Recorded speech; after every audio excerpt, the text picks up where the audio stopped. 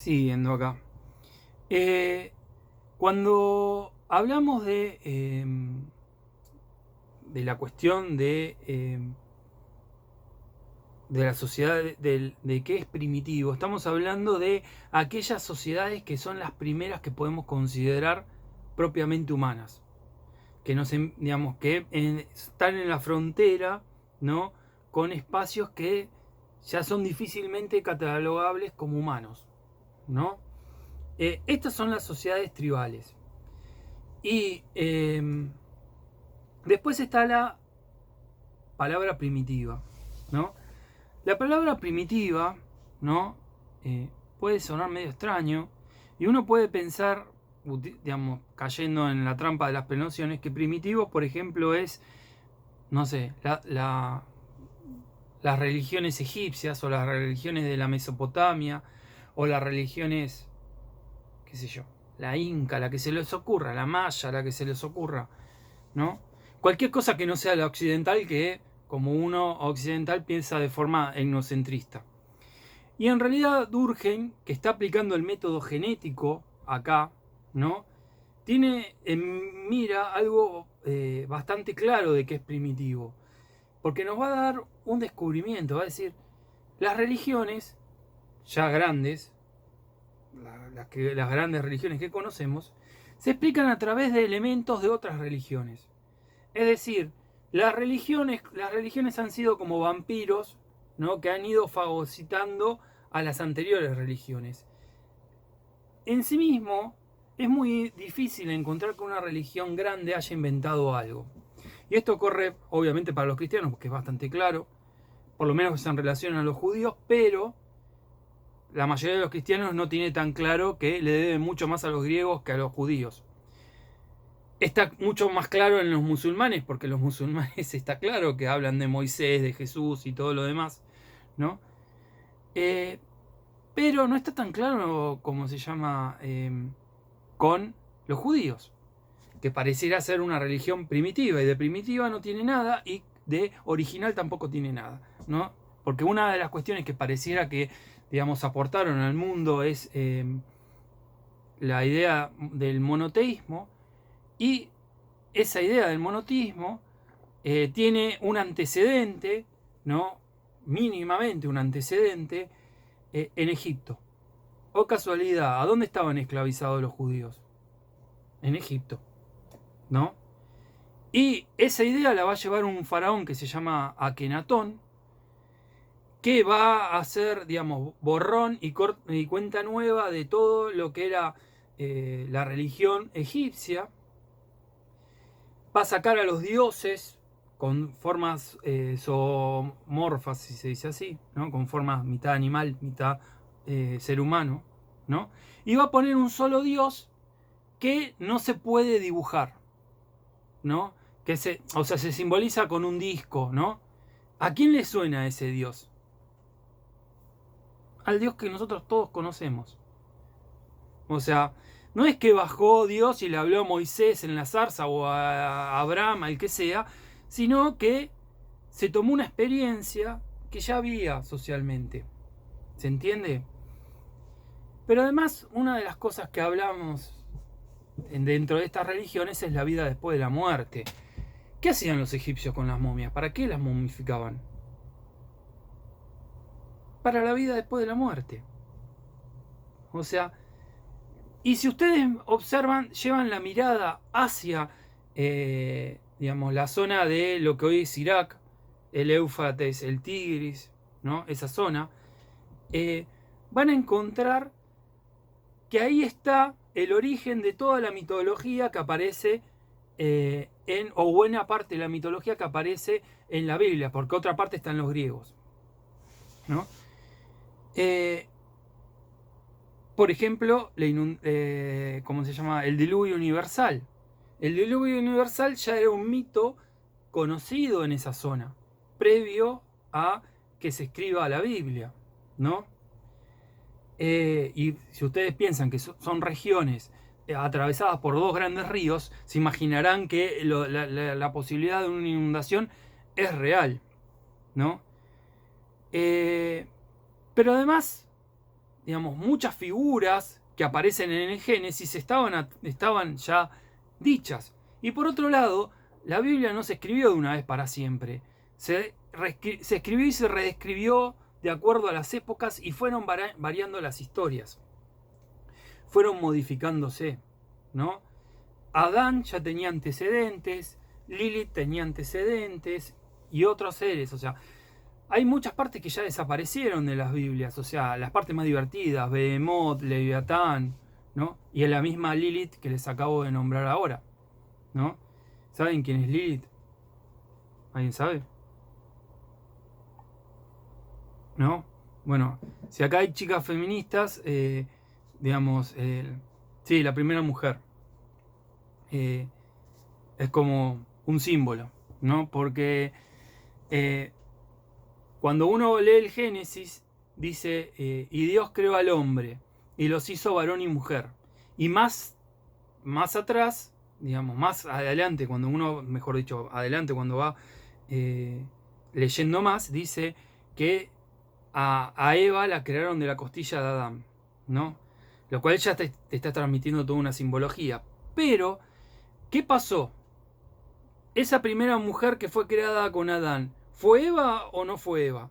O sea, hay acá toda una discusión. Y en realidad, esa primera mujer era Lilith, que en términos de, digamos, de fuerza física, tenía las mismas capacidades que un hombre. O sea, y tenían un problema con Adán, que, digamos, Adán no la notaba sumisa, ¿no? Y especialmente cuando se querían, ¿no? Digamos, a ella le gustaba dominar la cosa y a él no le gustaba.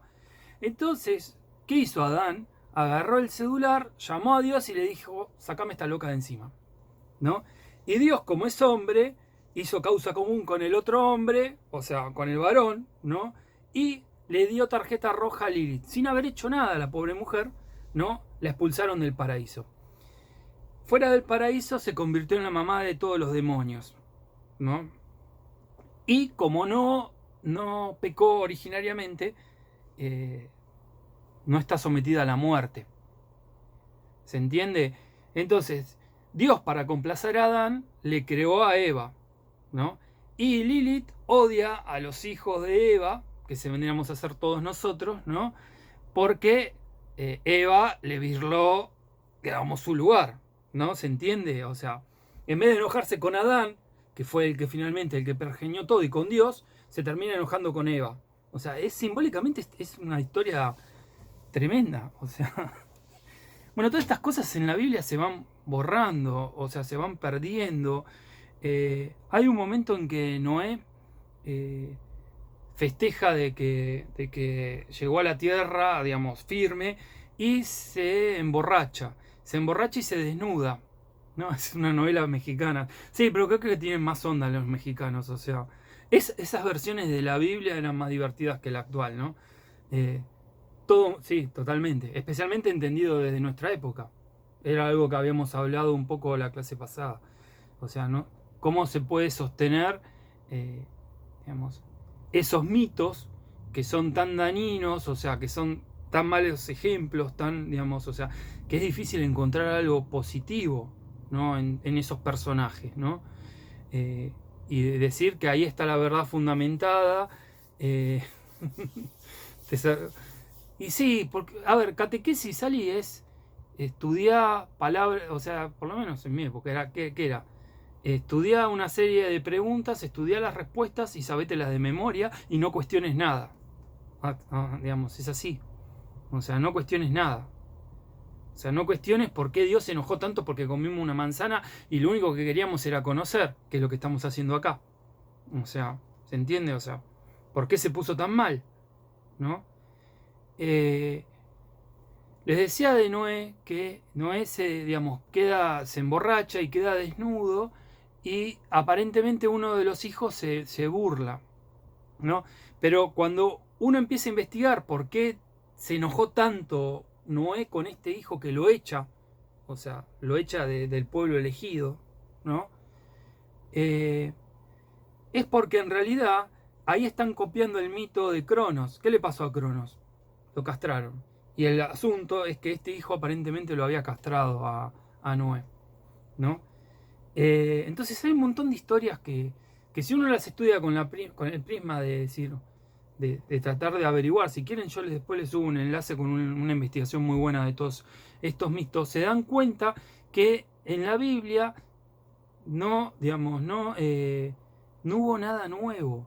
Todo el Génesis es robado de, ¿cómo se llama?, de las civilizaciones que rodeaban al pueblo judío. De hecho, la Biblia empieza verdaderamente con el Éxodo. Después se le agrega el Génesis. Entonces, lo que les quiero explicar, que cada religión ya constituida se explica a través de otra religión, ¿no? O sea, el Dios cristiano no se explica por el Dios judío, sino que se explica por el Dios, por un Dios platónico, ¿no? Y así, digamos, vamos retrocediendo en el tiempo hasta en un momento que tiene que ser la primera religión. En algún momento tuvo que haber empezado la religión como fenómeno. Y esa primera vez no se explica por otra anterior, ¿no? Esa primera vez va a ser las religiones totémicas. ¿Qué ventaja le da utilizar esta definición, ¿no? Que en las sociedades tribales, en principio, la conciencia colectiva es mucho más fuerte que la conciencia individual. Algo que habíamos visto cuando hablamos de conciencia colectiva, ¿no? Por lo tanto, hay un alto nivel de unificación moral en esos grupos humanos. Las personas sienten, piensan y actúan de forma muy, muy similar, ¿no? Si actúan de forma similar, si digamos, piensan de forma similar, es más fácil observar qué hay de regular, qué hay de común y qué hay de constante en el hecho social religión. ¿Se entiende esto? O sea, uno tiene, digamos, que buscar aquellos elementos que se repiten. Porque si no, la ciencia no busca lo extraordinario, busca lo ordinario, lo que se repite, ¿no? Aquello que puede ser captado por la ciencia. Los otros fenómenos no pueden ser captados por la ciencia porque no hay regularidad. Entonces solamente el campo de la ciencia solamente abarca aquello que es regular. De alguna forma, cuando vimos en Álvarez Uría la cuestión de la desaparición del diablo, estábamos viendo que la necesidad de encontrar patrones regulares es, o la necesidad, el concepto de encontrar regularidad, de sacar los poderes mágicos de la realidad, ¿no? Es fundamental para que después pueda surgir el pensamiento científico, ¿no? Y en estas sociedades vamos a encontrar menos influencia de terceras variables, con lo cual los fenómenos van a estar más claros. La cuarta regla, si ustedes se acuerdan, es que nunca una manifestación individual es un hecho social, y que eso tiene una subregla, que es un hecho social, se explica a través de otro hecho social, es la que permite, de alguna forma, aplicar el método comparado. ¿Se entiende? O sea, es la que justifica el método comparado, es la que justifica que la introspección no es válida al momento de analizar la religión. Lo que yo pienso, lo que yo siento, etcétera, etcétera, no tiene que tener espacio al momento de analizar el hecho social religión. Digamos, da la base con el método comparado a entender que los fenómenos sociales no son captables por la experiencia directa y mucho menos se pueden hacer experimentos. Por lo tanto, la experimentación tiene que ocurrir de una forma indirecta. O sea, las pruebas de las causalidades tienen que ocurrir de una forma indirecta. Digamos, descomponer algo que ya se encuentra armado, ¿no? Implica en este método ir a la forma más simple, donde las cosas son más evidentes, nos va a ser más fácil y nos vamos a perder menos, ¿no?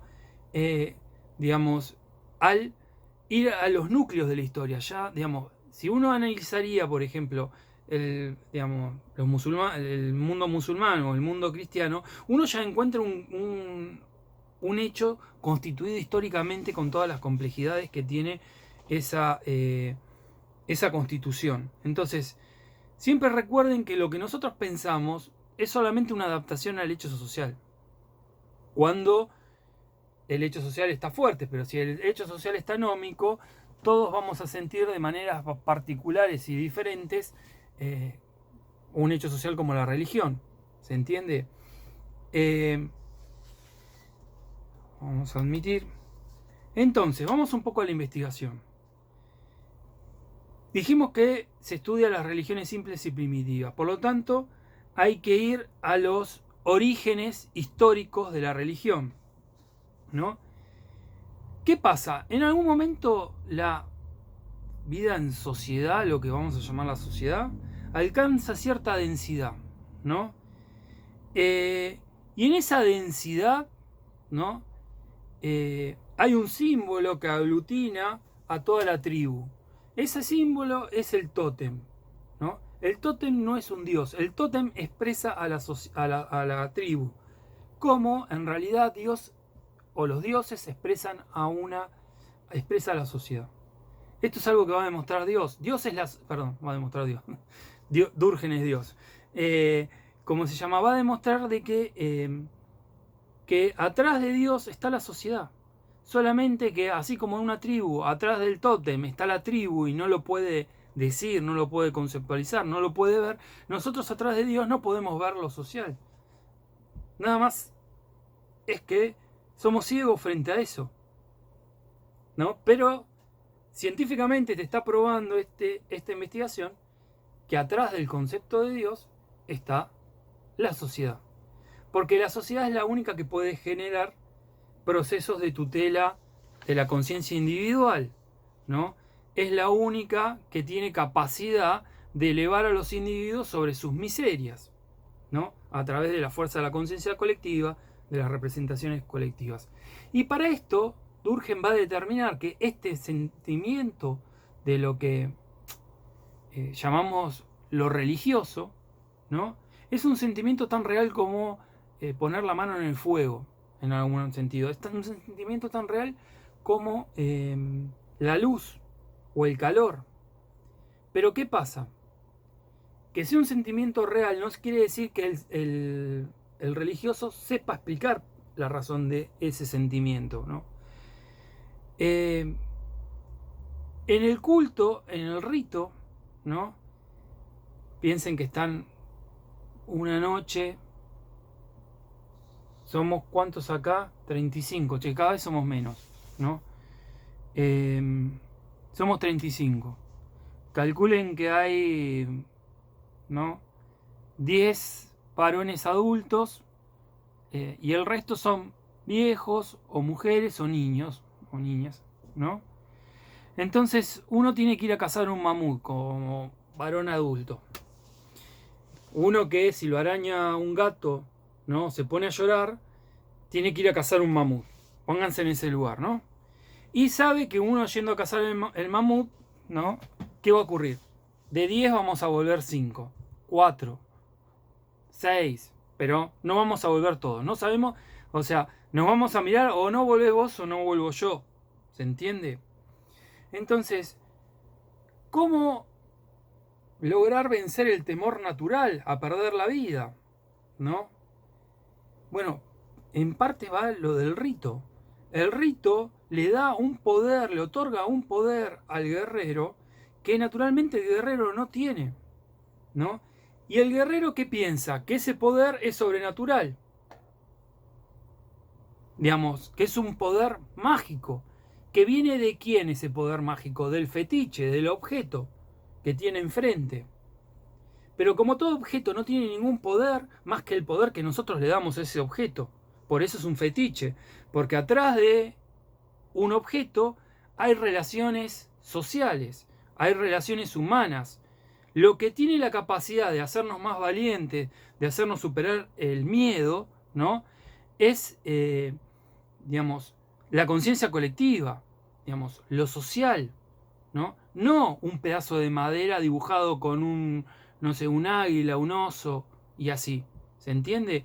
Eso no tiene ningún poder. Fíjense que las religiones, cuanto más primitivas, más fetiches tienen, ¿no? Por eso que el mundo musulmán es mucho más avanzado que las religiones como la cristiana, por lo menos la versión católica y ortodoxa, está lleno de fetiches, ¿no?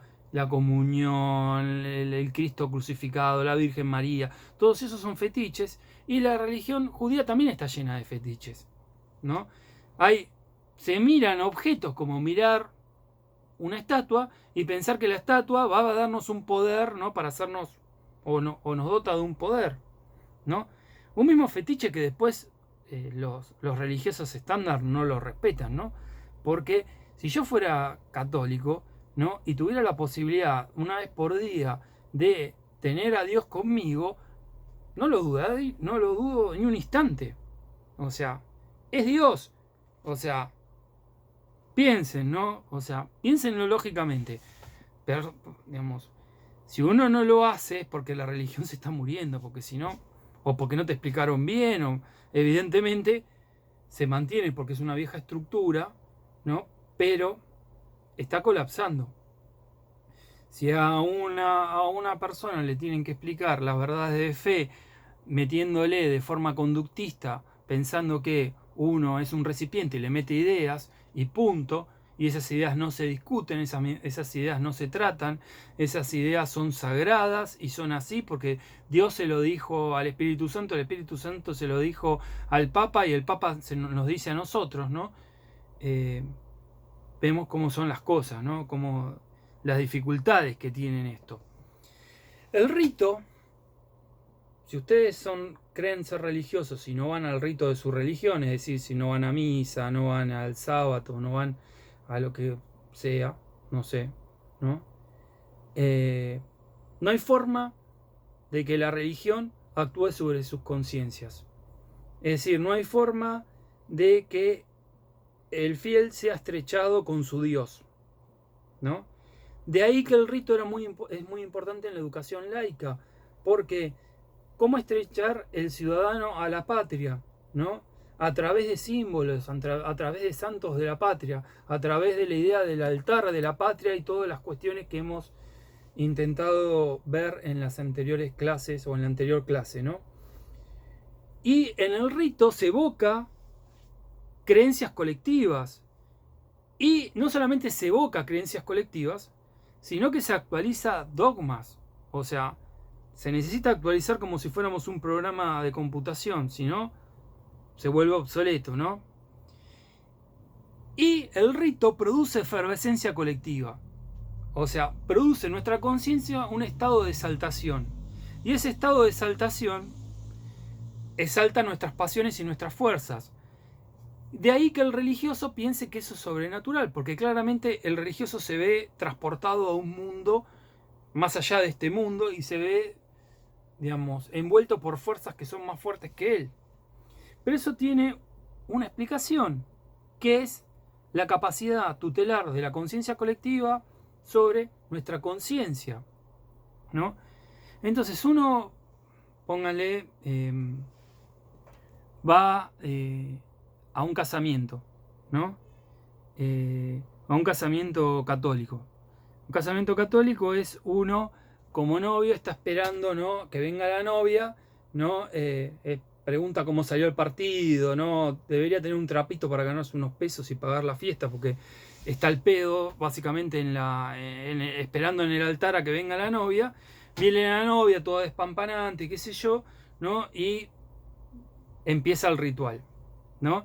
Y en el ritual se empiezan a decir cosas que todos racionalmente sabemos que son falsas. No digo mentira, digo que son falsas. ¿Cómo que uno pueda prometerle a otra persona el amor eterno? Perdón por pinchar globos acá, ¿no? Pero, qué sé yo, ¿cómo puedo prometer yo algo si yo no sé quién voy a ser en el futuro? ¿Cómo voy a pensar? ¿Cómo voy a sentir? Y además no sé cómo va a ser la otra persona. Porque en el futuro todos nos transformamos, todos variamos, ¿no? Sin embargo, ¿no? En el rito, ¿qué se dice? ¿No? Digamos, vas a cuidar a esta mujer o vas a cuidar a este hombre digamos, en la riqueza o en la pobreza, ¿cómo se llama? En la salud o en la enfermedad. O sea, tipo, mirá que esto va en serio, o sea, no te podés salir fácilmente de esto, ¿no? Entonces, uno ve a gente llorando y efectivamente está llorando de felicidad, ¿no? Eh, pero si uno lo analiza racionalmente, digamos, no tiene mucho sentido. Ahora, ¿el sentimiento que embarga a los novios es real? Claro que es real, ¿no? ¿Es mágico? No es mágico. Tiene explicación. Más allá de la efervescencia propia del amor y todas esas cosas, ¿no? Digamos, uno sabe que cuando se enamora por un rato. Es así, es una experiencia, o sea. Y después, ¿no? Sí, no sé si una explicación química, porque, o sea, produce algo químico, pero no sé si tiene una causa química, a eso voy, azul. O sea, porque uno se enamora de quien le enseñaron que se debería enamorar, bueno, la mayoría de las veces, ¿no? Tendencialmente. O sea, de modelos de sociabilización, modelos de, digamos, de hombre o de mujer, eh, o sea, atrás de esa química, ¿no? Que nos llena de mariposas la panza, eh, hay un montón de mandatos, hay un montón de cosas a cumplir. ¿Y qué les quería decir con esto, no? Que en el rito no se puede decir, che, ¿sabes qué? No podés prometer el amor eterno porque no sabés qué te vas a, digamos, a qué te va a pasar en el futuro, cómo vas a pensar. O sea, lo más lógico es hagamos un contrato cada 2 años como si fuéramos jugador de fútbol y vamos renovando, ¿no? No es así. E incluso si uno va a un casamiento civil, pasa lo mismo. El juez, que es un abogado, tendría que decirte, mira, vos estás firmando un contrato, ¿no? En el contrato es fácil entrar, pero es muy difícil salir, ¿no? Implica obligaciones por las dos partes, o sea, digamos, no te va a decir eso un juez. ¿No? Te va a hablar del amor, cosas. Típica de un casamiento católico es que siempre terminan recitando una lectura que creo es una carta de San Pablo, ¿no? Que es el amor todo lo puede, el amor todo lo cura, el amor esto, el amor lo otro. Es casi un bolero de Arjona, ¿no? O sea, vomitivo. Perdón, no por. Pero, dale. Con el amor todo lo puedo. ¿Qué es que todo el amor? O sea, nada. Yo tengo que pagar las cuentas, tengo que pagar las cuentas y no lo pago con amor. O sea, efectivamente el amor nos hace más fuerte porque sí nos moviliza. Pero de ahí a decir que todo lo puede, ¿no? Es. Dale. O sea, hay 3 lecturas creo que uno puede elegir y todos eligen esa. O sea, es mecánico. El 99% elige esa. Hay una etapa de la vida, ¿no? Donde uno empieza a ir a. Es como. Uno va pasando por estaciones. Hay una etapa de la vida donde uno, ¿cómo se llama? Empieza a ir a casamientos, otra etapa de la vida, ¿no? Por ejemplo, si viene de una familia católica, ¿no? Empieza a ir a bautismos, hay otra etapa de la vida, ¿no? Que empieza a visitar, digamos, ciertas cosas, o sea, después empiezan los divorcios, o sea, y vuelve a todo a ocurrir de vuelta, es como. Y hay una etapa de la vida que ya estaba podrido de escuchar siempre la misma serenata. ¿Vieron como la 100 que les pasa a la radio, una radio así que pasa siempre los mismos temas? Era como escuchar siempre el mismo tema. O sea, atronador. O sea, pero bueno. eh, un ciclo así de generaciones. Eh, el culto tiene esta capacidad, Durgen en su investigación determina que el culto tiene esta capacidad de producir conciencia colectiva cuando funciona efectivamente, cuando tiene capacidad de conectarse con la conciencia individual, es decir, la conciencia colectiva tiene suficiente fuerza para, digamos, moldear la conciencia individual a las necesidades del todo, ¿no? ¿Qué más? ¿No? A nivel de conciencias colectivas, hablando de eso y de representaciones colectivas, las religiones también tienen elementos, ¿no? Niveles que significan representar a lo social en sentido cognoscitivo, de conocimiento, y expresar, dramatizar, simbolizar relaciones sociales, ¿no? Lo de representar la sociedad en sentido cognitivo tiene que ver con que toda religión tiene un cosmos o explica de alguna forma el cosmos. ¿Esto cuál es el mejor ejemplo que a mí se me ocurre? La Divina Comedia. La Divina Comedia funciona bajo la lógica de cómo se observaba el universo en la Edad Media, ¿no? Estaban los cielos, digamos, los cielos concéntricos que llegan hasta el primer motor, que es Dios, a donde se termina el universo, y estaban los círculos, digamos, también concéntricos hacia el centro de la Tierra, donde estaba su antagonista, Satanás, ¿no? Y el viaje es primero llegar hasta el último círculo del infierno y después ir hasta el último círculo del cielo, donde hay jerarquías. Porque hacia arriba hay jerarquías, no todos vamos al cielo, pero no todos estamos ubicados en el mismo lugar, como se expresa en una sociedad estamental. Está el rey, está la nobleza, está el clero, está el siervo de la gleba, está el esclavo, o sea, todos vamos bajando, ¿se entiende? Están si ustedes lo ven, están los querubines. Entre los ángeles también hay diferencias, o sea, es re estamental, ¿no? Y hacia el infierno está de acuerdo a qué, digamos, macana hiciste en la vida, en qué lugar te vamos a poner, ¿no? Y a medida que te vas acercando hacia el centro es porque te mandaste una más grande, ¿no? Y ahí, digamos, uno observa que Dante mezcla figuras históricas con figuras del momento de él. Nosotros, salvo que uno tenga una buena edición y que te explique bien de quién está hablando, es muy difícil que a muchas las conozcamos. Pero hay otras figuras que sí las conocemos. Y la que les quiero llamar la atención es que, digamos, en el último círculo está Satanás, tiene la boca abierta, y en la boca, ¿quién está? Ahí.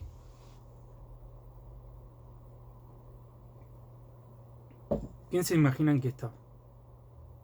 Judas. Está Judas. ¿Cuál es la imagen de Judas nuestra? ¿Qué es para nosotros Judas? Para mí, bueno, particularmente, porque no soy mucho Judas Priest, pero bueno, traición, traidor, exactamente. O sea, es la imagen viva de la traición. Ahora, juguemos un poco de abogado del diablo. O sea, él formalmente traicionó al diablo, a Dios, ¿no? A Jesucristo. Juguemos un poco al abogado del diablo. Defendamos a este pobre hombre que tiene bastante mala prensa, ¿no? O sea, si hubiera habido redes sociales, lo hubieran linchado al pobre hombre. Vaya a saber qué le hubiera ocurrido en ese momento, ¿no? Él es un judío, ¿no? Él se ha formado, ha crecido bajo la idea de que, ¿cómo se llama? Va a haber un Mesías, un nuevo David, un nuevo rey David, ¿no? Que va a liberar al pueblo judío. Y cuando digo liberar al pueblo judío, agarrar una espada y reventarle la cabeza a los romanos en este caso, ¿se entiende? Entonces, se encuentra con un tipo muy inteligente, muy carismático,